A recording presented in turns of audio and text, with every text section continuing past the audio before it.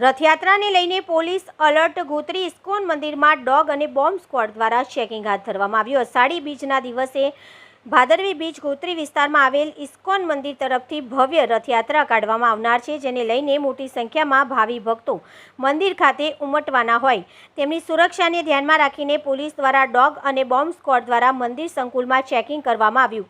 સંસ્કારી નગરી વડોદરામાં અષાઢી બીજના દિવસે ગોત્રી વિસ્તારમાં આવેલા ઇસ્કોન મંદિર તરફથી ભવ્ય ભગવાન જગન્નાથજીની રથયાત્રા કાઢવામાં આવતી હોય છે, ત્યારે રથયાત્રા દરમિયાન કોઈ અનિચ્છનીય બનાવ ના બને તે માટે પોલીસ તંત્ર દ્વારા તમામ તૈયારી કરી દેવામાં આવી છે। ઇસ્કોન મંદિરના ટ્રસ્ટ દ્વારા પણ રથયાત્રાને લઈને તમામ તૈયાર થઈ ગયા છે। રથયાત્રાને લઈને ઇસ્કોન મંદિરમાં મોટી સંખ્યામાં ભાવિ ભક્તો ઉમટતા હોય છે, તેમની સુરક્ષાને ધ્યાનમાં રાખીને આજે 26 જૂનના રોજ ઇસ્કોન મંદિર સંકુલમાં ડોગ અને બોમ્બ સ્ક્વોડ દ્વારા ચેકિંગ કરવામાં આવ્યું હતું।